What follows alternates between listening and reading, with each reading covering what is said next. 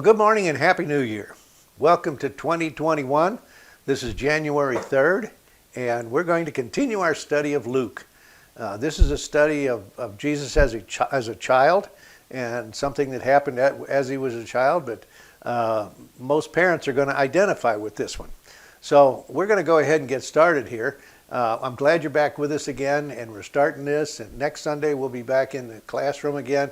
But for now, we're going to go ahead and do this one here on the online, and we'll start with a study of Luke, and we're starting in Luke 2, starting at the 41st verse. Now, there are things that we know about Jesus' life. We know that as he was a man, as he was growing up, but we have very few stories of what Jesus was like as a child. We have Jesus' birth story. We have this story of him going to the temple, and we have the stories associated with his birth, with moving to Egypt and moving back to Nazareth and so forth. But this is a story about Jesus. This is an account. It's not a story. It's an account of Jesus working and going into the temple and getting started as a young man. He was not quite a man yet. He was about 12 years old, and children were considered men when they turned 13. So we're going to see Jesus here as the last times here where he is considered a child, and we're going to see what his parents did as we move along here. If you look at verse 41, and it says here, every year Jesus' parents went to Jerusalem for the festival of the Passover. When he was 12 years old, they went up to the festival according to the custom. Now, Mary and Joseph were very devout Jews, and they observed all of the festivals and the feasts and so forth. And this was one of the most important. This was Passover. Everybody went to Jerusalem for Passover to have their time there in the temple, to come and bring sacrifices, to celebrate, to get with other family, and to have a good time. It's kind of like our New Year's here. We all celebrate the Christmas, New Year's holiday time, and that was very much the same with the Passover as they went up there. It says that every year Jesus' parents went to Jerusalem for the festival of the Passover.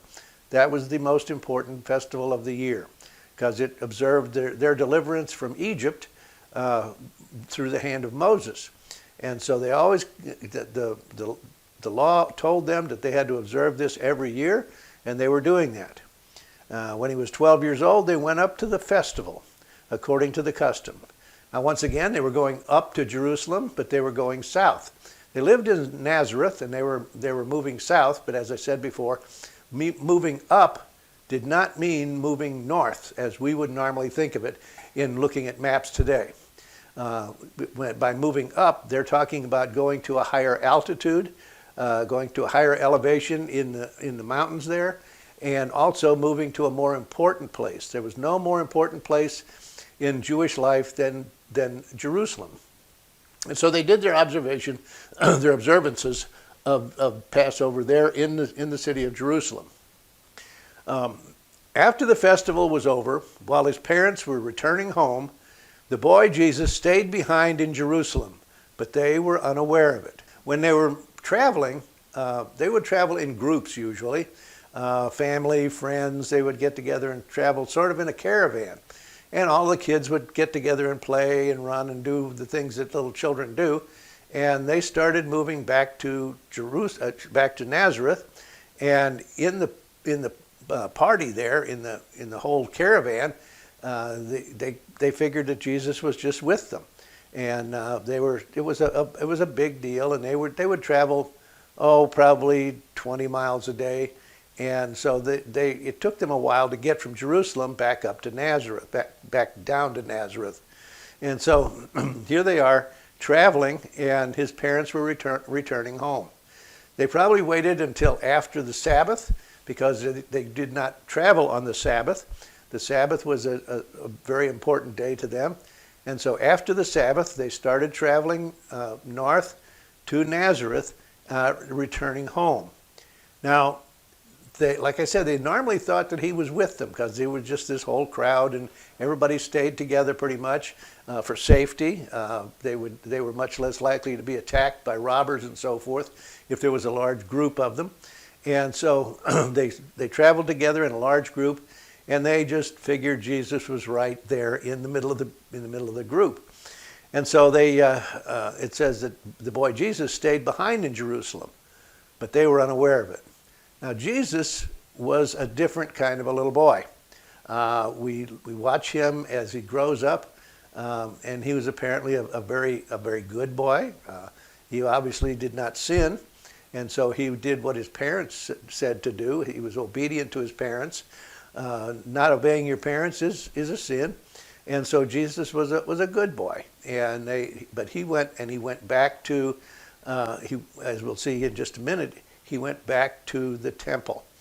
So they were unaware that Jesus wasn't with them, and they're traveling along and just moving along just like everybody's all together, and they all of a sudden discover that Jesus is not in the group. Now, I don't know how many of you have had this problem with kids going to the department store or Walmart or whatever, and all of a sudden they get to running around and playing, and you don't know where they are.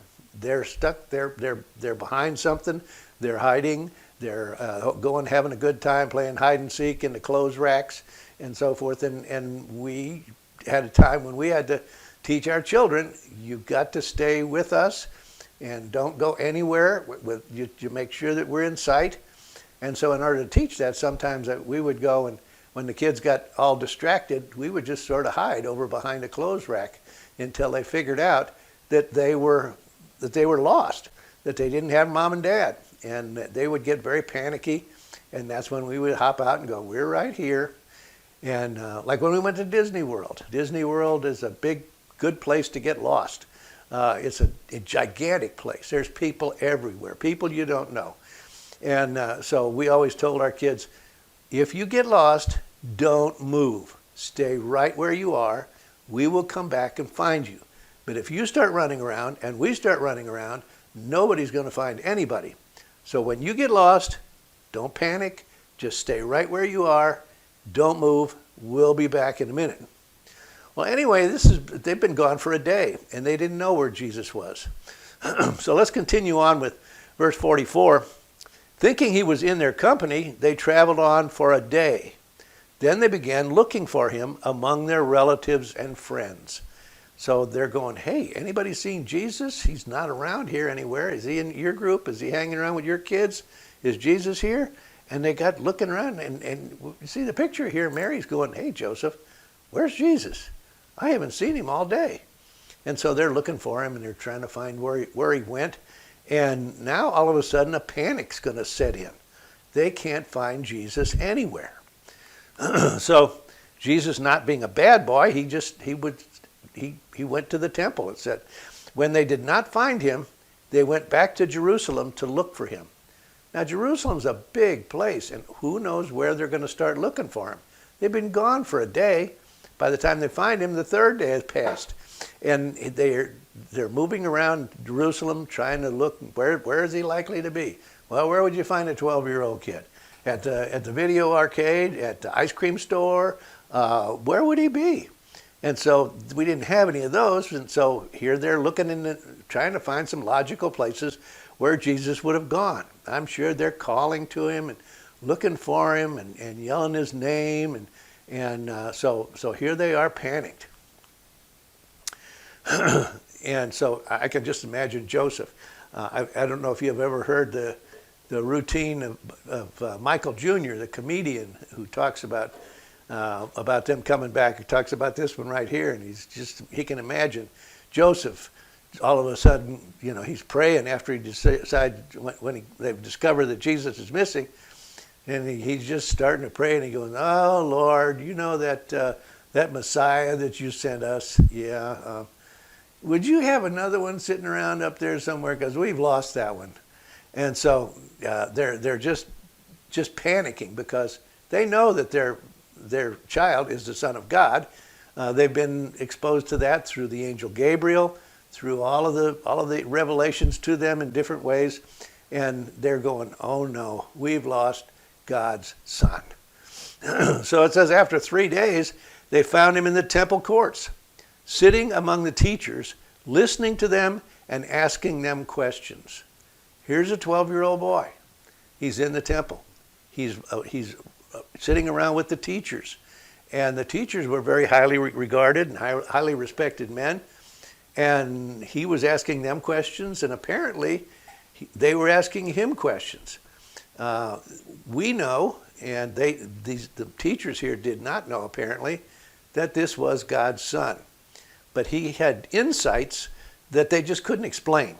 They had insights into the scriptures, into their history, and he knew everything. What they didn't realize is that he was there when it was all created. When everything was brought to creation, that's when he was there. Jesus was there from the very beginning. Jesus was with God during creation. He was with God at his right hand before he came to earth as a baby, and he knew it all. And so they were interviewing him. He was asking them questions, and they were really impressed with this little guy. He was 12 years old, standing around. Probably most kids would not have just hung around a temple. Might not have been the most fun place to be, but it was a very respected and revered place to be. And so Jesus is there because he has some very specific things to do. Verse 47, everyone who heard him was amazed at his understanding and his answers. And so they're listening to his answers. They're asking him things, and he's answering them. And they all of a sudden realize this isn't just any 12-year-old kid. They're really impressed. He has a lot of insights. He has a lot of wisdom. He has a lot of knowledge that nobody else seems to have. And so they're spending a lot of time. He was there for 3 days. And so as they look around, they try to find, Mary and Joseph try to find him. They thought, well, maybe he went back to the temple. So it says, when his parents saw him, they were astonished. His mother said to him, son, why have you treated us like this? Your father and I have been anxiously searching for you. And so he wasn't a bad boy. He was just doing what he was supposed to do. He did not do this. I'm sure I can just hear his mother going, oh, no, you just scared the life out of us. Don't ever do that again. You're scaring us to death. We were just anxious. We were looking for you. We didn't know where to find you. And so they're just, panicked because he wasn't there. And she says, why have you treated us like this? Well, he wasn't treating them like anything. He was in his father's house. He was in the temple of God. And so they were talking to him. They were anxious. And all of a sudden, he looks at him like, what are you talking about? I'm not a bad person. I'm not intending to be disobedient to you. But he says, why are you searching for me? Didn't you know that I had to be in my father's house? But they did not understand what he was saying to them. I'm sure that over the years, since Jesus was born and since they had the revelation from the angel Gabriel, that life kind of moved into a regular routine, and they sort of put that in the back of their mind that Jesus was God's son, and that this was a very special person, a special little boy, and they, I'm sure they kind of forgot about that, and they're raising this boy like he's a regular little boy, and they're worried about him, they're watching for him, they're taking care of him, and he says, didn't you know that I had to be in my father's house? Now you'll notice that Mary had already said, your father and I have been anxiously looking for you. And Jesus sort of makes a correction here. He says, didn't you know I had to be in my father's house? So he was spending time with his other parent, with God the Father. So he says, I had to be in my father's house, but they didn't understand. And so they were trying to process this as a normal thing, as a normal child, as a regular child, but this child had never sinned and would never sin. Then he went down to Nazareth with them and was obedient to them. So he was just a nice little guy. He just went back and sat around and took care of things, worked in the shop with Joseph and with Mary, and I'm sure he was helpful around the house. but then he went back. So here he is, just being God's son. He was supposed to be in his father's house. His father was God. Joseph was his stepfather. And so he had to be where that all was. But his mother treasured all these things in her heart. Now we've heard that before during Jesus' birth, the story of his birth, farther back in Luke, where she just treasured all these things in her heart. She's thinking about these things. She's trying to say, what in the world is going on? I have this little boy, and he's the Son of God, and I'm just trying to figure this out. This is a young woman, and she didn't know exactly. She was going on what the angel said, and she wanted to be obedient. But this kind of new miraculous stuff was just beyond what she could understand. 52 says, and Jesus grew in wisdom and stature and in favor with God and men. He grew up like a little boy. He was a good little boy. It says he grew up in wisdom. That was intellectually. He matured intellectually. I'm sure that even as an infant, he did exhibit some wisdom that was supernatural. But it says that he grew in wisdom. He got taller. He grew in stature. He grew physically. He was a normal developing young man, and he was growing in favor with God. That means spiritually. He's getting closer to his father. As he was a little infant, he kind of went wherever Mary and Joseph took him. But now he's getting up and he's getting more independent, and he's becoming closer and closer to his father by, as we've just seen, going to his father's house. But it says he grew in favor with God and he grew in favor with man. He was socially, he was just a good little boy, and everybody liked him in Nazareth and where he grew up. And we don't have any other stories about him as a little baby. I'm sure there's a lot of stories that are sort of made up, what Jesus did as a little boy. Did he perform miracles as a little boy? Did he raise dead animals or raise his pets from the dead? Or did he do any of these things? We have no idea. This is the only account we have of Jesus as a child. And he grew in wisdom and stature and in favor with God and man. He was just an all-around good little boy, and he was growing bigger and bigger, and his influence was about to become much broader. So as we look at Jesus as parents, we can imagine what this might have been like. Here they are. They're doing their best to raise him. They're going to Jerusalem for the Passover. They're going to the Passover and to observe that. They're taking the whole family. This is a family deal. It's just like when we go to church as a whole family and all gather together and have all day singing and dinner on the grounds and all that kind of thing. And here they are, and they're trying to do the very best they can. And they misplaced Jesus. When they finally found him, where was he?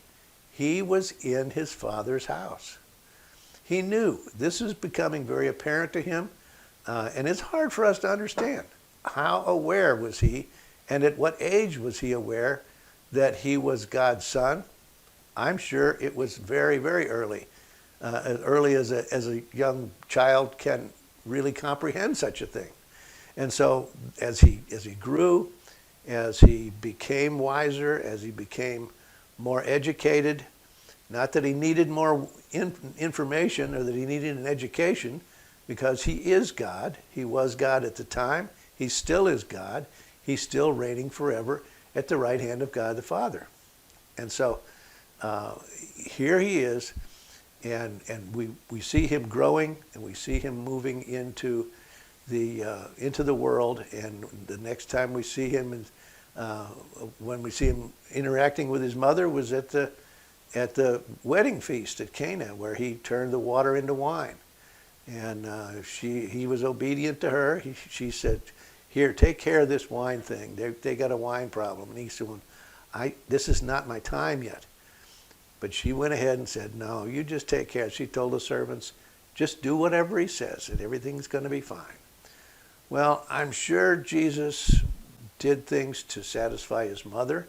He did things to satisfy his father, his stepfather Joseph. I'm sure he grew up and he was a strong little boy. He had a kind of a hard life at first. He had to grow physically. He had to grow muscles. He had to be fit because of his ministry. In his ministry, he traveled all over the place, walking everywhere he went. It was a difficult life, this evangelistic life, and showing the world who he was and what he's here for. And so he's now moving into the new part of his life, moving toward his earthly ministry. His earthly ministry would show just what he was there for. I'm sure at this point Jesus already knew and was aware that he was there in order to be crucified, in order to pay the price for our sins so that we can be forgiven, so that we can go spend eternity in heaven with him. So I am so thankful that he did that. I'm so thankful that he remained sinless. He never did sin, and so that's the only way he could be the sacrifice, the pure white sacrifice, unblemished, that he could be the sacrifice for our sin. He's a sacrifice for your sin, for my sin, for everyone's sin. So as we look toward this, as we look toward moving into Jesus' life, his ministry, and many of the other things that are coming up in the rest of Luke here, we need to keep this in mind, that this was a very special little boy. This little boy was known, and he was listened to, and he was growing in favor with God and with man. So we need to use him as an example. We need to do the things that God wants us to do. We need to be obedient, and in that we will learn to be the person that God intends for us to be. That's when you'll get true peace, when you're obedient, when you listen to God, when you read his word, when you know what his plan is for your life. And he will actually just come into your life, and he will give you all of the peace and all the joy that you can stand. As we go into this new year, we can use a lot of peace. We've had a difficult year in this past year, but I think we're moving towards a recovery from this virus, from this coronavirus, and we're moving into a time when I think more and more people are going to be more active in God's worship, in an awareness of God. Church may not be exactly what we expect it to be. I doubt very seriously we will ever go back to exactly the way we had it when we were meeting weekly in the church. But in that discovery, using new techniques, using new technologies, getting a new attitude, and knowing that we are not just forming habits and going to church, but we're turning ourselves over to God so that he can convert us, so that he can correct us, so that he can lead our lives and direct everything we do. I hope you have a great new year this year, and we're looking forward to more and more studies here in Luke, and we're looking forward to learning more about Jesus' earthly ministry. We'll see you next week.